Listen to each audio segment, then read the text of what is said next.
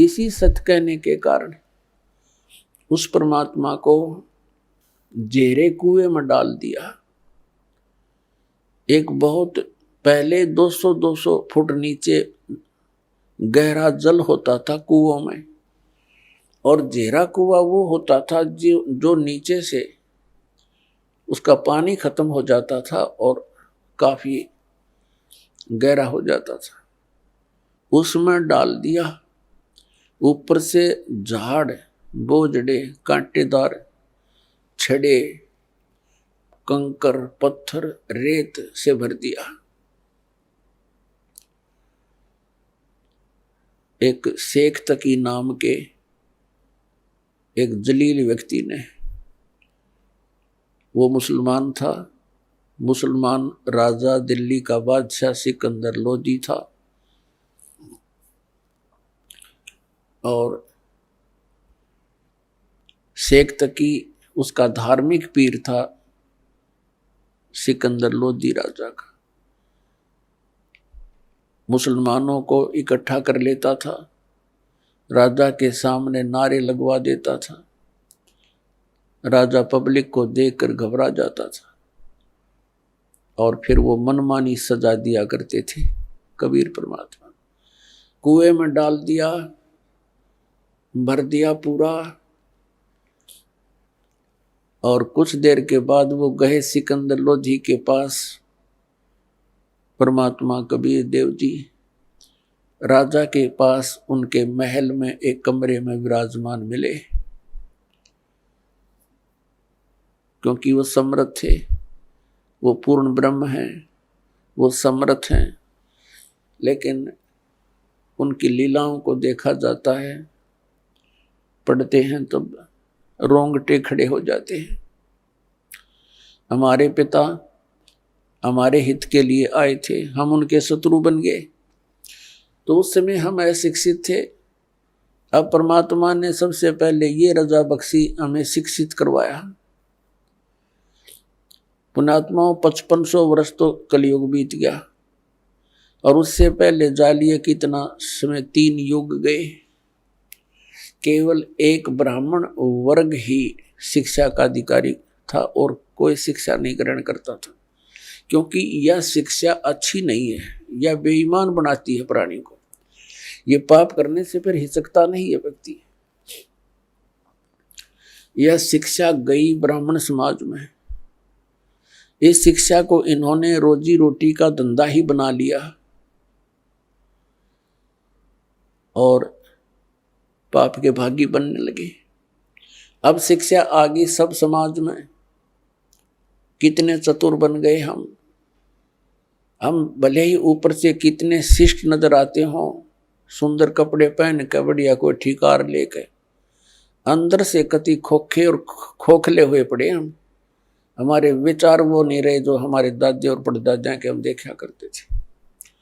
कितनी इंसानियत थी उनके अंदर। अब पुण्यात्माओं, हम जैसे वर्तमान के मानव से भी हमारा पाला पड़ा है, और आज से 55 वर्ष 50 वर्ष पहले जब हम कुछ जानने योग्य हुए, वो समय भी हमने देखा है। उस समय में और आज में दिन और रात का अंतर हो गया। इतनी गिरावट आ गई हमारी मानसिकता के अंदर, हमारे शिष्टाचार के अंदर। इसका कारण ये शिक्षा ही है। आप ऑफिस में जाते हो, किसी भी कार्यालय में, वहां भी इंसान है। बाहर पंक्ति में खड़ा वो भी इंसान है। कोई दया धर्म नाम की चीज नहीं रह रही। खाएं जाओ धक्के, गिड़गिड़ाएं जाओ उनके सामने, रहम रहा नहीं। 10 रुपये दे दे तो काम कर दे, नहीं तो खाओ धक्के। तो ये जलालत हमको किसने सिखाई? इस शिक्षा ने सिखा दी। और क्या करते हैं फिर उस पैसे का? हम कोठी बनाते हैं, बंगला बनाते हैं, कार खरीदते हैं, और फिर घर में कोई ना कोई ऐसी समस्या, कोई दुर्घटना हो जाती है, कोई बीमारी लग जाती है। उस सारे पैसे को फिर हम ऐसे ही, वो पैसा तो रहता नहीं, व्यर्थ हो जाता है। कोठी बना दी, मृत्यु होगी, आप गधा बनकर कुम्हार के घर मिट्टी ढो रहा है और कोठी वहां खड़ी है, चाट ले उस कोठी को।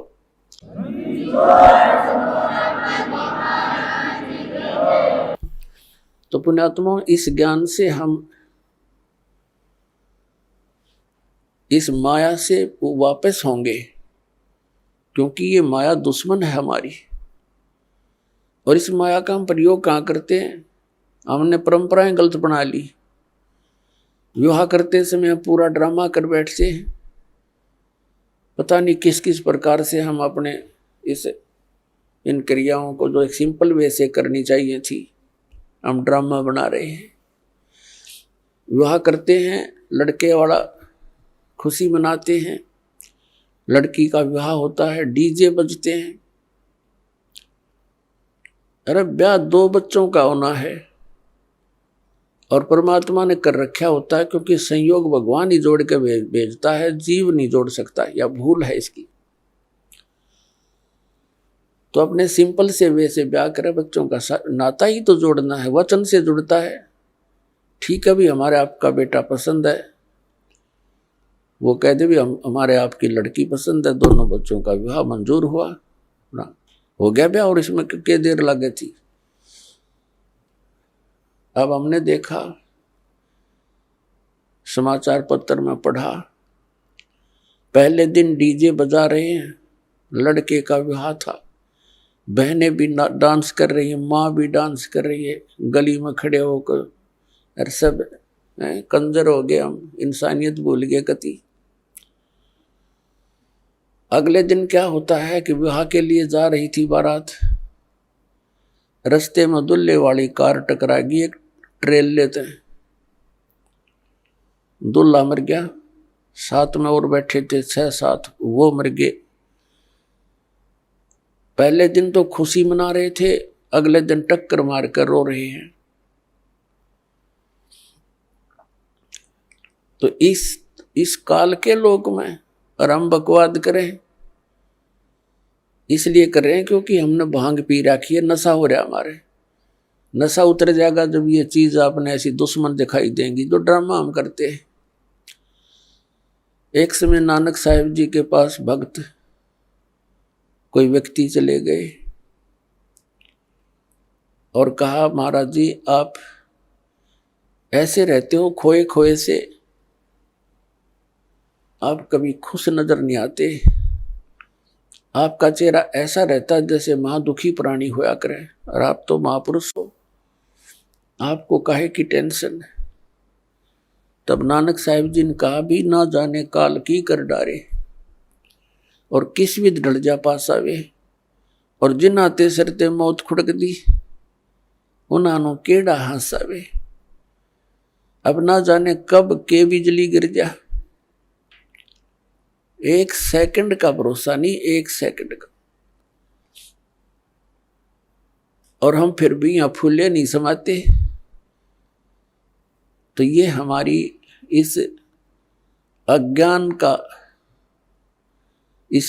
का ही कारण है, और इस भांग जो हमने पी रखी है माया की, इसका प्रभाव है। ये सत्संग से, परमात्मा की भक्ति से, ये एंटीबायोटिक है, इस भांग का नशा तार देंगे, उतर जाएगा। ये उतरने के बाद देखना फिर कितना आपका वजन हल्का होगा, आपकी रुचि नहीं रहेगी कितने सांग सिनेमा देखने की। आप ना सोचोगे क्यों समय बर्बाद किया, या तो मालिक की चर्चा चलेगी, या सत्संग सुनने दिल करेगा, या फिर अपनी सुबह शाम दोपहर की क्रियाएं, और फिर मंत्र दिन में। इतना बिजी शेड्यूल हो जाएगा आपका, बकवाद करने का समय कौन मिले। और कभी समय मिलेगा तो रुचि नहीं बन सकती है, क्योंकि आत्मा स्वीकार करे नहीं, बहुत दिन हो गए इसने ये बकवाद करती ने, इसका कुछ भी हाथ नहीं लगा। तो पुण्यात्माओं, हमने अपने सिर पर आप वजन घना रख लिया है। सबसे पहले तो हमने इस विवाह के ऊपर खर्चा कति बंद करना पड़ेगा। फिर हम कोठियां बनाते हैं, सिंपल मकान बनाओ, ठीक है, जिसके पास 2 पैसे हैं वो भी अपना हिसाब का ही मकान बनावे, लोग दिखावा नहीं करे, तो उसमें हमें भक्ति में ज्यादा समय मिलेगा, हमारी टेंशन खत्म होगी।